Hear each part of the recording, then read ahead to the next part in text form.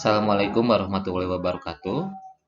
Pada pagi ini, saya akan menjelaskan sedikit tentang materi pembelajaran akuntansi di kelas 12. Semoga apa yang dipelajari pada hari ini mendapatkan ridho dari Allah Subhanahu wa Ta'ala.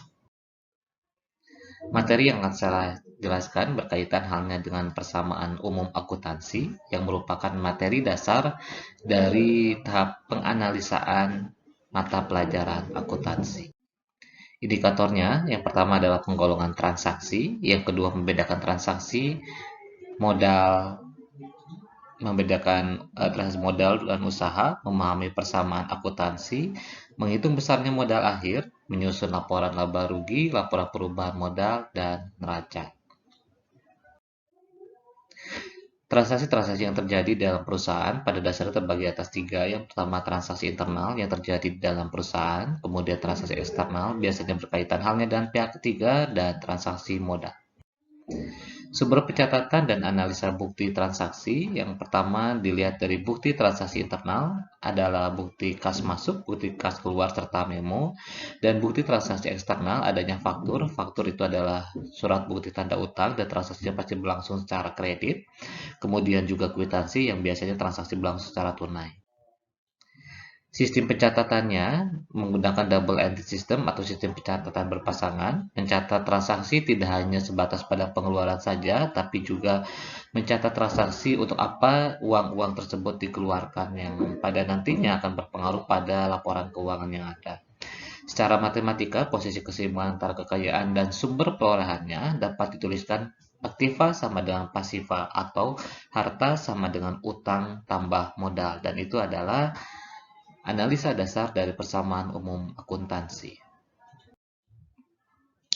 Contohnya, di sini ada Tuan Amin membuka usaha pengangkutan, untuk memulainya ia menyetorkan uang tunai sebesar 10 juta, di mana karena aktiva itu sendiri sudah saya pernah jelaskan, salah satunya berkaitan hanya dengan kas, utang, peralatan perlengkapan, dan pasiva itu adalah utang dan modal. Transaksi tanggal 1 biasanya berkaitan hanya dengan masuknya uang tunai, di mana kas bertambah dan modal pun bertambah untuk sisi pasiva. Yang kedua, untuk memperbesar aktifannya, Tuan Amin atas nama perusahaan menarik pinjaman dari bank sebesar 7 juta.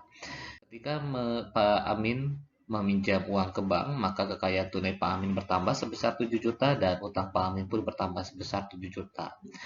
Yang ketiga, Tuan Amil atas nama perusahaan membeli kendaraan bermotor sebesar 10.750 yang dibayar tunai. Ketika membayar tunai, secara otomatis kas akan berkurang sebesar 10.750, tetapi akan menambah kendaraan yang awalnya tidak punya menjadi punya dengan nilai sebesar 10.750. Yang keempat, Tuan Amir atas nama perusahaan menyerahkan kas perusahaan sebesar 1 juta mengangsur utang bank yang timbul dari transaksi nomor 2. Ketika menyerahkan kas perusahaan untuk membayar utang bank, maka tunai Pak Amin akan berkurang sebesar 1 juta dan utang bank pun berkurang sebesar 1 juta. Transaksi yang kelima, Tuan Amir mengambil uang tunai dari perusahaan 750 digunakan untuk keperluan pribadi. Ketika menggunakan untuk keperluan pribadi, otomatis kas akan berkurang sebesar 750 dan modal pun berkurang sebesar 750. Untuk laporan keuangan nanti akan masuk ke tahap neraca, laba rugi, dan perubahan modal ataupun kewajiban. Neraca ini dibuat dan maksud menggambarkan posisi keuangan suatu organisasi pada saat-saat tertentu. Biasanya neraca itu diambil dari jumlah total persamaan umum akuntansi yang nanti dibuat. Kemudian untuk laporan laba rugi, sebatas pada pendapatan dikurangi beban, menggambarkan hasil usaha yang dicapai dalam satu periode waktu tertentu, serta utang yang harus dibayar oleh perusahaan dengan uang ataupun jasa pada saat tertentu. Demikianlah materi untuk saat ini. Terima kasih. Assalamualaikum warahmatullahi wabarakatuh.